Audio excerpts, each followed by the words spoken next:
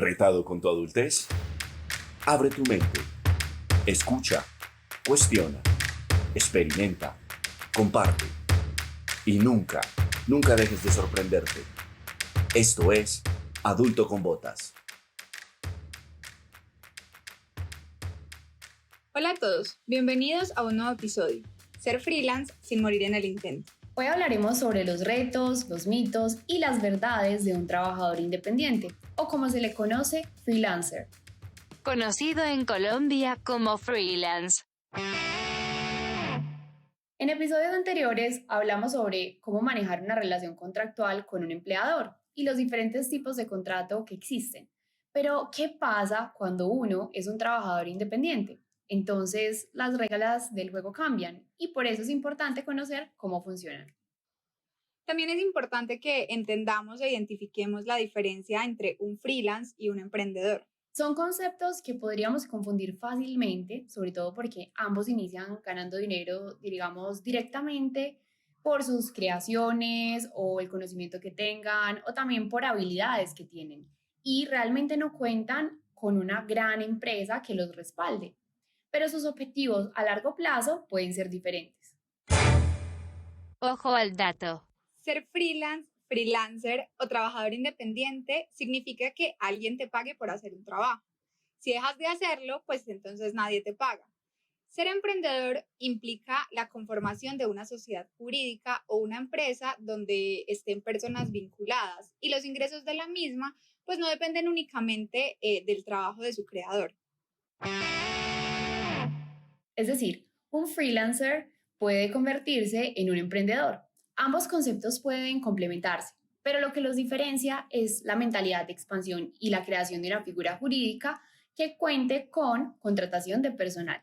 Si trabajas como freelance o freelancer, planeas hacerlo o tienes algún conocido que trabaje bajo este modelo, entonces te invitamos a escuchar nuestra conversación con Miguel Palacio, diseñador visual del Instituto de Bellas Artes y un experto en el tema quien desde hace 7 años trabaja como freelance.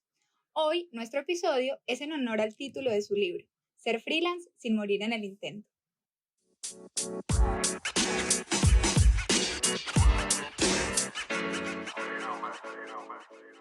Miguel, bienvenido a Adulto con Botas. ¿Qué más? ¿Cómo están? Muy bien. Qué gusto tenerte en este episodio. Nos gustaría comenzar pidiéndote que nos expliques un poco quién es, cómo es o qué es ser freelance desde tu experiencia y tus conocimientos. Bueno, mi experiencia de ser freelance es, digamos, desde el término técnico, es ser autoempleado. Uno mismo es responsable de sus ingresos, de su contabilidad, uno es zoila, uno lava los pocillos, uno llama al cliente, uno consigue el cliente, uno le cobra al cliente, uno despacha al cliente, es todo al mismo tiempo, pero al mismo tiempo, valga la redundancia, también es como la dinámica, o pienso yo que lo que más valoro es la dinámica de uno ser capaz de aprender a, digamos, a moverse con cierta facilidad en el mundo laboral y como a tener cierta tranquilidad de que uno es capaz de generar o al menos detectar oportunidades y tener cierta libertad de movimiento, de buscar, de orientarse, de meterse por el lado que a uno le gusta, que le suena, que quiere aprender, sin, digamos, mucha limitante. Entonces, para mí, ser freelance es precisamente eso, es como moverse y adaptar el mundo laboral a las necesidades que uno tenga para darle prioridad, ya sea al tiempo, o al dinero, o al aprendizaje, o bueno, a lo que uno quiera. Sí, es muy interesante. De acuerdo con eso que acabas de explicarnos, yo también trabajo como freelance y sin duda es una decisión que fue cuestionada en su momento, bueno, y sigue siendo cuestionada en este momento por mi familia, por ejemplo. Sí, de hecho, eso también puede pasar porque las maneras como trabajamos pues van cambiando de generación en generación, ¿no? Pues, por ejemplo, anteriormente era más común aspirar como a tener una carrera profesional dentro de una misma empresa durante 20 años o quién sabe cuántos más. La estabilidad era como muy clave y se creía que la estabilidad solo se garantizaba siendo fiel a la empresa donde trabajabas, pues con ella accedías como a muchos beneficios para ti y tu familia. Claro, otras generaciones, como la de nuestros padres, por ejemplo, crecieron, se puede decir, en un periodo de posguerra. Entonces, las prioridades sin duda pueden ser un poco diferentes a las nuestras, y cuando digo nuestras me refiero a nosotros los millennials, que tal vez deseamos experimentar cosas nuevas, como lo mencionaba Miguel, priorizar eso que queremos aprender o eso que queremos vivir, sentir progresos más inmediatos y hemos cambiado el estilo de trabajo. Ya no nos llama la atención entregar nuestro tiempo a una sola tarea, a una sola empresa o incluso estar en un mismo horario de oficina. Claro, y más ahora, pues que el teletrabajo ha ganado tanta fuerza en este mundo que podríamos llamar pospandémico. Entonces la pregunta que surge ahí, Miguel, es ¿por qué podríamos considerar hacernos freelance? ¿O cómo llegar a esa determinación de decir, ok, tengo esos talentos o esas capacidades o esos conocimientos, así que podría triunfar como trabajador independiente? Bueno, pues yo diría, lo primero es que muchas veces, desafortunadamente, las personas deciden independizarse más como desde un aspecto negativo que desde uno positivo. O sea, no, muchas veces toman la decisión más porque están aburridos del jefe, o aburridos del horario, o aburridos del trabajo, o aburridos del salario, o aburridos de algo, y no porque están enamorados de un proyecto, o de aprender algo, o de alguna idea positiva. Pues, o sea, muchas veces lo que los vincula con independizarse es algo pues sí, negativo. Entonces yo diría que lo primero es empezar por algo positivo, porque al cambiar la dinámica, normalmente nos encontramos nuevamente con retos. Entonces si estamos huyendo de algo negativo, esos retos pues, nos van a parecer enormes, infranqueables, no vamos a tener la motivación, no vamos a tener como la energía de pasarlos, de superarlos, y pues nos vamos a quedar en el quiero, pero no puedo, quiero, pero es muy difícil, quiero, pero en este país no se puede. Bueno, todos esos bichitos que como tú decías muchas veces, incluso la familia es la que nos lo programa, pero que nosotros por ser de otra generación ya le perdimos la fe a la dinámica del horario, a la dinámica de pensionarnos, porque cada vez está más lejos y más imposible. Entonces, idealmente esa decisión se debe tomar es porque hay algo que me enamora de ese cambio de vida, y porque pues definitivamente que pasa mucho y que tú misma lo dijiste, no creemos ya en cómo está operando el sistema, ya sea porque de pronto mi meta no es comprar casa, carro, sino que me gustaría conocer mi país o conocer el mundo. Entonces por lo tanto pues se me adapta mucho mejor un estilo de vida freelance o freelancer, para trabajar desde el portátil haciendo consultorías o haciendo contabilidad o lo que sea, y pues viajando, si sea con menos recursos, más apretado, pero o sea, deberíamos tomar esas decisiones más porque se ajusta a nuestra, digamos, nuestro proyecto de vida, aquello que nosotros asociamos con ser felices o realizados o aprender o crecer o disfrutarnos la vida, y no tanto porque estemos cansados de algo. O sea, pues nos podemos cansar, claro está, pero idealmente conectemos ese proyecto con algo positivo, porque si no, o sea, es como huirle a algo y eso no funciona así. Wow, Miguel, me parece súper interesante lo que estás diciendo, sobre todo porque realmente pues una definición como de éxito y de realización, bien lo hemos hablado en episodios anteriores, es algo muy propio, es muy personal. Y con todo eso que mencionas, pues realmente yo siempre he tenido la duda sobre simplemente cómo empezar. O sea, si yo quiero comenzar mi camino o explorar esta modalidad freelancer, digamos en algunas horas que tengo libre a la semana o simplemente porque me interesa ver la opción, ¿cuál dirías tú que es como el primer paso? Bueno, pues lo primero sería obviamente la idea, pues o sí, tener la idea de qué quiero hacer, qué quiero ofrecer, pues o qué me quiero dedicar o cómo quiero operar. Lo segundo es que más o menos como cuando uno se va a meter a una piscina, que uno primero mete un piecito y no se tira pues un dedito para probar la temperatura del agua y no se tira de una, porque de pronto el frío es mucho. Entonces más o menos igual, o sea, yo puedo tener un trabajo y no sé, voy a empezar a vender brownies o a hacer catering, por decir algo. Entonces, pues no necesariamente tengo que, pues para mañana no voy a tener ya un flujo de clientes suficientemente grande, ni siquiera sé si los brownies que yo hago gustan en el mercado y demás. Entonces lo ideal es ir tanteando el terreno, o digamos ir probando la temperatura del agua con mucha calma. Entonces empezar a ofrecer y se me empezarán a ir, yo qué sé, una noche a la semana, después el fin de semana, después 2 noches a la semana y el fin de semana. Cuando yo ya esté saturado del trabajo, yo ya ahí sí puedo fácil, pues ya saturado del trabajo los brownies y ya no me dé, porque no me da el tiempo. Entonces claramente porque el producto funcionó, el producto gustó, hay mercado, hay flujo, etcétera, y ahí sí puedo pues, renunciar. Entonces yo diría que lo primero es como arrancar obviamente por la idea. En caso de que ya esté la idea, empezar como a testear el producto, la idea, sí, con calma, o sea, no hay afán. Si yo ya tengo, digamos, la parte económica o el sustento resuelto, no hay necesidad para desestabilizar toda mi vida y ponerle una carga económica enorme a un proyecto que todavía ni siquiera sé si está funcionando o si tiene público, porque eso muchas veces lo puede matar, pues desde el comienzo, uno. Y dos, idealmente diversificarse. Dentro de las carreras que hoy en día se manejan, normalmente hay muchos perfiles. Un comunicador puede hacer desde comunicación hasta un tema de mercadeo, hasta un tema de ventas, hasta un tema de relaciones públicas, pues por decir una carrera, pues pero eso aplica en todas las carreras.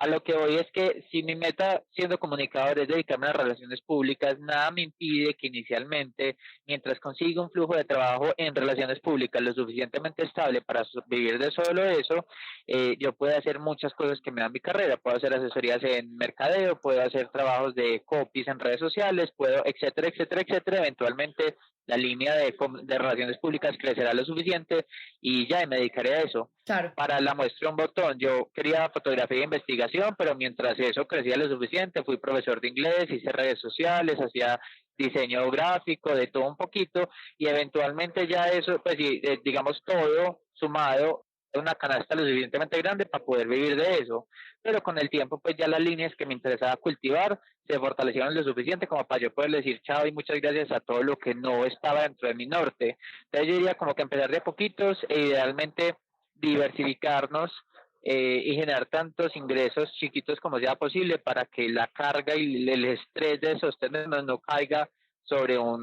digamos, sobre un proyecto que apenas está iniciando y apenas está tanteando el mercado. Claro, y dentro de todas esas pues experiencias que nos has contado, de todas las exploraciones que tuviste, ¿cuál dirías tú que fue como la experiencia más retadora que tuviste siendo freelance y pues cómo la manejaste para que se convirtiera como en algo positivo para ti? Muchas. En lo laboral, por ejemplo, cuando manejaba redes sociales, yo manejaba las redes de una clínica odontológica y una hamburguesería. Pues entre otras, esas dos eran como muy importantes. Y un día en la clínica odontológica entró un periodoncista, el periodoncista de que se encarga del soporte del diente, pues como de donde el diente va pegado. Y entró un periodoncista nuevo, entonces la dueña me dijo, no, comuniquemos pues que hay periodoncista, entonces pongamos un antes y un después de un diente en pésimo estado, caído, putrefacto, fatal, y después pues el diente muy bueno. Y pues, resumida la historia, por error publiqué lo del diente podrido en la hamburguesería y nadie se dio cuenta sino hasta por la noche, eso se volvió Oh un my nudo. God. Bueno, a la final, o sea, nada que hacer, pasé una vergüenza, me disculpé, de todo. Entonces, en lo profesional diría que el mayor reto fue entender que sí, que uno se equivoca y que voy a meter la pata y que eso me va a pasar hasta los 70 años, pero idealmente dar la cara. Uno siempre debería dar la cara porque el error es inevitable, pero dar la cara sí es algo que uno puede elegir hacer o no. Y en lo personal, pues para mí lo más teso ha sido como el tema del manejo de la ansiedad en muchos aspectos. Cuando hay una semana muy cargada porque es demasiado cargada y qué estrés y no tengo vida y no volví a leer y no veo a mi mamá y no veo a mis amigos y bueno, etcétera. Y cuando es una semana muy tranquila, qué estrés, no estoy haciendo nada, me quedé dormido, todo el mundo avanza y uno naturalmente pues es muy charro porque el pasto siempre es más verde del otro lado. Entonces todos los conocidos o amigos que trabajan como en empresa, uno ve por decir algo que renunciaron y se pasan para otro cargo y uno en teoría pues sigue en lo mismo, uno sigue siendo independiente, uno no escala de cargo, entonces uno pues y ellos lo envidian a uno y uno sí dice como yo sigo en lo mismo, pues que puede ser muy bien y uno puede escalar en clientes y todo, pero el cargo siempre va a ser el mismo, pues yo siempre voy a ser fotógrafo o investigador o lo que sea. Me pasa que, por ejemplo, en diciembre todas las empresas y todos los clientes hacen fiesta navideña y pues yo no tengo fiesta navideña, ahora estamos en septiembre y yo no tengo con quién jugar amor y amistad porque pues esto, o sea, trabajo solo. Entonces es muy charro, es como, pues uno no cree, pero sí hay como cierto manejo de ansiedad, de soledad, de muchas cosas que se vuelve retador sobre todo con el tiempo. Miguel, entonces, ¿qué sugerirías en esa situación donde, pues literal, hay muchas fiestas de Navidad, pero uno no tiene nada? ¿Cómo manejar eso? ¿Cómo juega ahí la inteligencia emocional? Pues yo a unos clientes que son muy de confianza, yo les dije como, ay, venga, adóptenme y llévenme a la fiesta de la empresa, pues yo conozco a mucha gente, entonces, pues o sea, me defiendo ya y tengo cómo hacer mi ambiente, entonces muy amablemente me adoptaron el año pasado. De resto, se vuelve casi como un ejercicio, digamos, de paz mental, de uno estar consciente de que sí, pues ya es parte de la vida y tengo que aprender a que eso no me importe, no me afecte, es parte del aprendizaje. Sí, de hecho, pues me parece súper teso, pues obviamente todo lo que nos estás contando sobre esa parte emocional y cómo manejar como esa ansiedad y como esas comparaciones, sobre todo porque la frase que dices de que es que pues el pasto siempre se ve más verde del otro lado, es muy cierta, porque cuando uno no ha tenido la oportunidad de, pues, de ser freelance o de vivirlo, uno tiene muchas cosas en su cabeza de lo que cree que es, que yo creo que hasta que uno realmente no lo vive o no hace salto o no empieza a tantear esas aguas, pues lo desconoce completamente. Uy, total, pues, y pasa demasiado, porque literal uno es como, pues ellos son como, ay, qué envidia, vos manejas tu tiempo, y yo soy como, ay, qué envidia, vos salís a las 5, yo a las 5 todavía tengo un montón de cosas atrasadas que tengo que quedarme hasta las 10. Entonces es muy charro, pues, porque cada uno envidia al otro, y sí, o sea, no hay de otra, es aprovechar. Claro, al final del día las decisiones tienen que hacerse conscientemente, hay que ponerse las botas cuando uno toma, bueno, la decisión frente a qué contrato o cómo quiere manejar su vida profesional. Hablemos entonces un poco de los mitos y las realidades de la vida como freelance. Investigamos con nuestros adultos y coleccionamos una serie de mitos y también investigamos tomando como referencia el libro que Miguel escribió, que les mencionamos al principio. Entonces, nos gustaría discutirlos y que Miguel nos cuente, pues que nos cuentes qué opinas, qué es verdad y qué no. Así que comencemos. Vale, número 1. Un freelancer cobra lo que quiere y no tiene jefe. Uy, no, o sea, sí y no, o sea, uno obviamente puede cobrar lo que uno quiere, otra cosa es que alguien se lo pague, eso es muy diferente. Entonces, pues yo qué sé, Tigo y Claro cobran lo que quieren, pero si Tigo se le va la mano, uno se pasa para Claro y viceversa. Entonces, obviamente uno puede poner, uno decide el precio, pero eso no significa que alguien se lo pague, a menos pues que uno sea el freelancer revelación 2020 y pues sí, todo el mundo quiere trabajar con uno, pero no es lo normal. Yo dejo de tener jefe, pero paso a tener clientes, que en esencia es un jefe diversificado, pues, o sea, paso de tener un jefe a muchos. Lo bueno es que si me aburro de uno, pues tengo colchón y me paso para los otros, o puedo renunciarle a ese que no me gusta mientras busco otro y no me quedo en ceros, etcétera. Lo malo es que si uno es demandante, pues 10 son 10 veces más demandantes.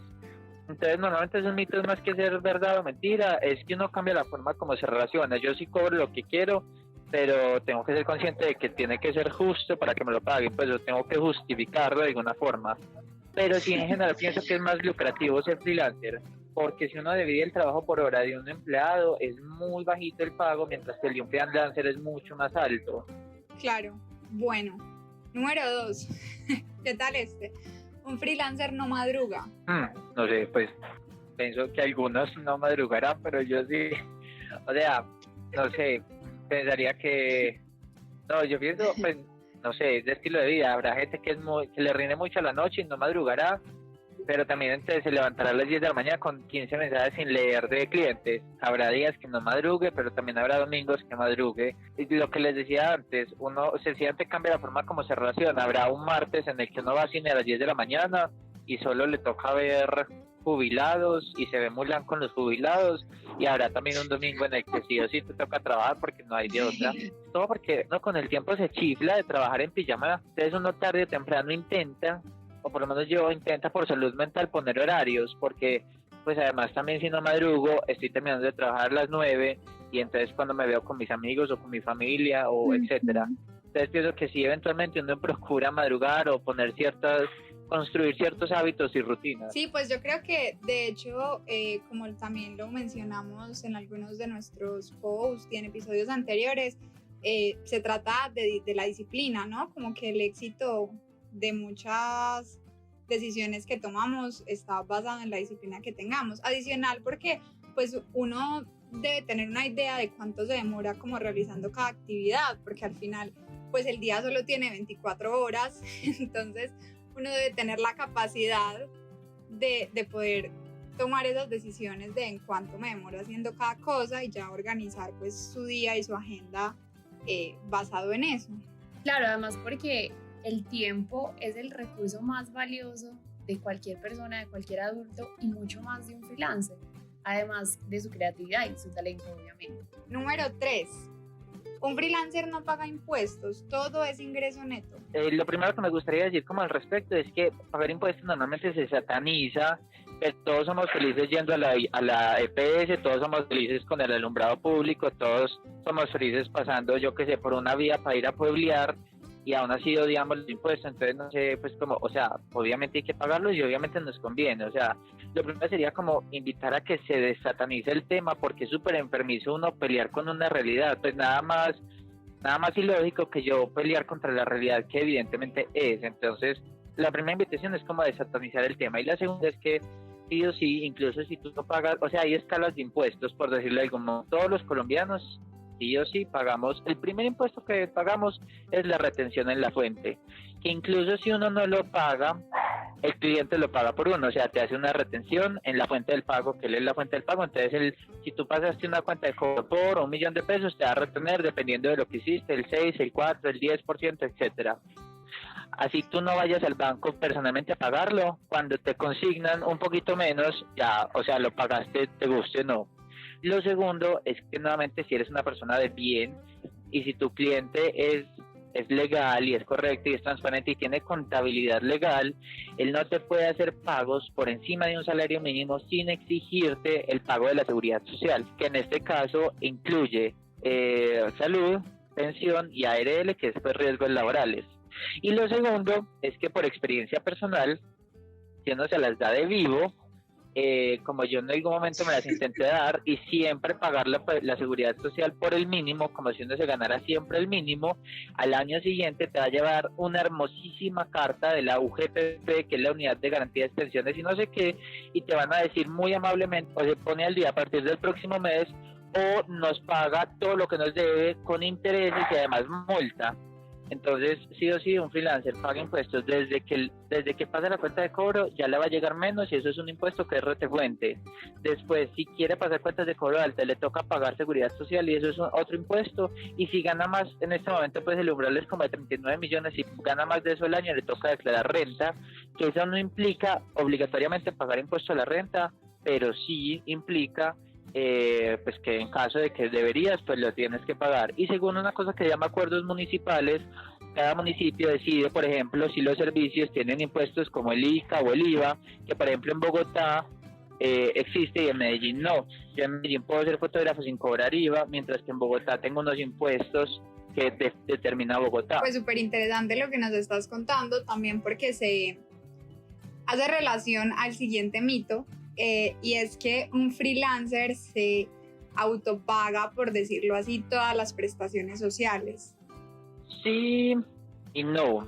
Digamos que hay algunas que son obligatorias, que son seguridad social, pensión y ARL, y hay otras que vienen a ser opcionales como caja de compensación, como cesantías, etcétera. Si uno es un freelancer muy organizado, realmente debería pagar esas también. Pero si, por ejemplo, tú dices, no, ¿sabes qué? Yo quiero con esa plata más bien ahorrármela y meterle a un CDT, se vale y está muy bien. Sobre todo porque un trabajador tiene lo que son pues las vacaciones pagas. Si yo como fotógrafo me voy para Cartagena un mes, es un mes en el que no recibo ingresos porque no lo trabajé. Entonces, por lo tanto, es no solo lo que me gasté, sino lo que dejé de percibir. Entonces, idealmente sí o sí deberíamos hacer internamente los costos muy claros de que, bueno, yo cuánto voy a dejar de trabajar al año para poder descansar por salud mental y por lo tanto de cada cobro que yo haga, sé que un 10%, un 5%, un X% se va para yo estar tranquilo esos días. Entonces uno sí debería, digamos, más que pagarlas, porque uno ve cómo las distribuye, o si mejor las mete un CDT o se las, no sé, o las invierte en poner bonita la casa, lo que sea, uno sí debería tener muy claro que uno como freelancer tiene que tener eso posteado y tiene que tener eso en su radar mental, porque eventualmente, por mucho que te guste tu trabajo, necesitas descansar, necesitas desconectarte y en ese tiempo pues tienes que tener eso posteado. Claro, y de hecho, pues ahora que mencionas lo del descanso, el mito número 5 es que un freelancer no tiene vacaciones. Eso es algo con lo que yo honestamente todavía peleo. A mí me cuesta mucho trabajar y sacar vacaciones porque el susto permanente de ojalá no me necesiten, ojalá no salga a trabajo, ojalá no llamen a alguien más mientras no estoy. Pues cuando ya uno empieza a notar ciclos, cuando ya llevo más de 1 año, 2 años con un cliente, yo sé que, por decir algo, en tales fechas es muy poquito el flujo de trabajo y procuro involucrar al cliente dentro de la decisión. Entonces 2 meses antes de no sé qué, yo estoy pensando en sacar tantos días de vacaciones más o menos por tal fecha, ¿tenés algo para esos días que podamos adelantar o posponer? Ah, sí, no hay ningún problema, listo. Entonces yo ya tengo un parte de tranquilidad, pero sí o sí hay que sacar vacaciones porque uno no se enloquece, además pues de que, o sea, como por balance y salud mental. Ok, y pues de hecho ahora que mencionas los clientes, esto nos lleva al último mito que dice: un freelancer debe aceptar todos los cambios del cliente sin discusión. Normalmente el freelancer, o sea, más que aceptar todos los cambios del cliente, debe tener muy claro cuál es su rol dentro de un proyecto. En última, te están contratando para un trabajo, entonces, ¿que los debes aceptar? Pienso que sí, los debes aceptar porque para eso te están contratando. Si hacia mí como fotógrafo me dicen, necesito la foto a fondo blanco, pues, o sea, para eso me están pagando, yo no puedo... Pues no tiene sentido, sí, pienso que el cliente, más que aceptar, porque eso suena pues como si fuera un trauma, sumiso, tan tolerante, pobre, qué pecado, pues no. El freelancer debe entender que lo contratan para hacer una tarea y la tarea tiene que quedar bien hecha. Si le piden un cambio, si quiere, cóbrelo aparte, que está muy bien si no estaba costeado desde el principio, pero sí o sí, el freelancer debe acatar el cliente es el que está pagando, si te están contratando para algo, o sea, hace el trabajo. Claro, sí, pues es una relación que se tiene que basar claramente pues en el respeto y en lo que es mutuo, empleador versus empleado, independientemente de que no sea como el típico contrato laboral a término indefinido o término fijo, igual se mantienen las condiciones como de derechos y deberes. Sí, exacto. Antes de irnos a nuestro tradicional Adult Tip, queremos hacerte una ronda de preguntas rápidas a la que llamamos esto o aquello. Yo te voy a hacer varias preguntas y la idea es que tú elijas una opción u otra. De una. Ok, ¿mensualidad coworking o sala de la casa? Inicialmente sala de la casa, pero eventualmente coworking, nada más enriquecedor que salir, ver el mundo, ver otra gente, cambiar de espacio y no contaminar la casa con trabajo, pero inicialmente sala de la casa. ¿Cocinar o pedir domicilio? Uy, lo mismo, cocinar. Domicilio es muy rico, pero igual que el helado, si uno se lo come todos los días, le pierde el sabor por economía y pues por también por ser adulto con botas, pues por no ser capaz de cocinar y que no se le quede un agua. Claro. ¿Explorar nuevas pasiones o mejorar las conocidas? Yo diría que un poquito de las dos, pero uno nunca sabe qué cosa que uno explora le puede quedar gustando y le puede, por muy feliz que uno sea, pues traerle incluso más felicidad. ¿Renunciar o esperar a que me despidan?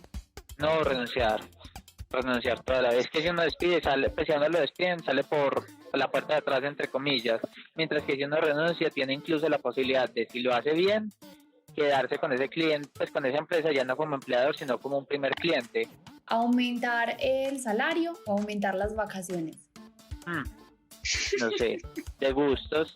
Si no tiene, o sea, si es descansar por descansar, yo diría que primero aumentar el salario, pero si ya tienes un objetivo, ya sabes a dónde quieres ir, etcétera, aumentar las vacaciones. ¿Pizza o pizza? Uy, pizza, toda la vida. Muy bien. ¿Con botas o sin botas? Con botas, toca. O sea, si no, uno no se lanza al agua, entonces toda la vida con botas. Muy bien. Bueno, Miguel, como para ir concluyendo este episodio, pues queremos que nos compartas cuál es tu adult tip para esta ocasión. Mi adult tip sería lo que les dije al principio, prueben el agua con un piecito a la vez. O sea, nunca se lancen de lleno en algo ciegamente. Si el negocio tiene futuro, va a crecer solito. Y siempre recuerden que uno está sujeto a la ley del mercado. Entonces, si la gente te pide brownies veganos, en vez de intentar meterles algo diferente, ofrezca los brownies veganos. O sea, siempre estar atento y escuchando el mercado y probar las cosas, pues sí, probar el agua con un piecito, empezar de a poquitos por las tardes, fines de semana, y si el negocio crece, ya ahí sí dedicársele full, pero no hay afán, realmente no hay afán. Y no, y contrario, pues casi que les diría, contrario al mito popular o la creencia popular, en Colombia es muy fácil ser independiente y hay mucho mercado y hay mucha demanda y hay mucha, pues o sea, hay mucha movilidad. Entonces realmente acaba siendo muy fácil, solo que venimos de una generación pues donde hay mucho miedo, pero si lo oímos internamente, pues en nuestra generación vamos a ver que es fácil. Hasta aquí este episodio, nos escuchamos en una próxima ocasión. Los invitamos a seguir nuestras redes, @adultoconbotas, y a quienes estén interesados en conseguir el ejemplar del libro de Miguel, Ser Freelance sin morir en el intento, pueden seguir a Miguel en Instagram también como @MiguelPalacio, B de bonito, bueno, barato, .escritor. Miguel, gracias por acompañarnos. No, usted, súper bacano la experiencia. Bueno, yo quiero aprovechar el espacio para que Miguel nos cuente así rápidamente, ya para cerrar y despedirnos, qué encontrarán en el libro. Bueno, el libro básicamente es como una guía en contexto colombiano de cómo ser independiente. Entonces tiene desde mitos y realidades hasta QRs que te van a llevar a un manual de cómo pagar seguridad social, un QR que te va a llevar a un archivo de Word, una plantillita de Word para hacer una cuenta de cobro, incluso playlist para trabajar, para descansar.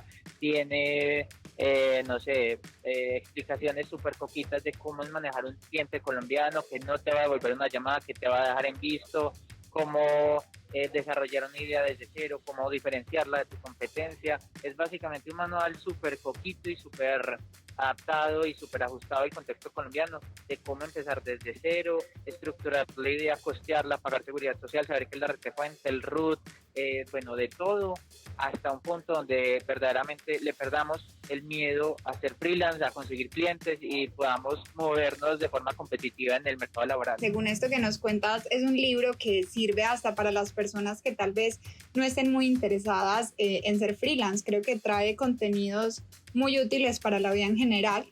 De verdad, muchas gracias por acompañarnos y brindarnos este espacio. No, a ustedes de verdad, 1.000.000 de gracias.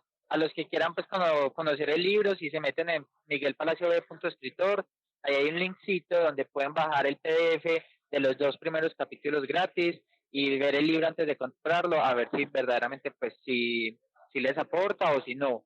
Y pues si les aporta, pues ya lo comprarán en Amazon, en El Éxito o en Panamericana o en donde sea. Pero para los que lo quieran conocer un poquito, ahí pueden bajar el PDF gratis y ver si verdaderamente es lo que buscan. Miguel, gracias por acompañarnos en este espacio y a todos los que nos escucharon. Si les gustó este episodio, recuerden compartirlo con su adulto favorito. Pongámonos las botas un piecito a la vez.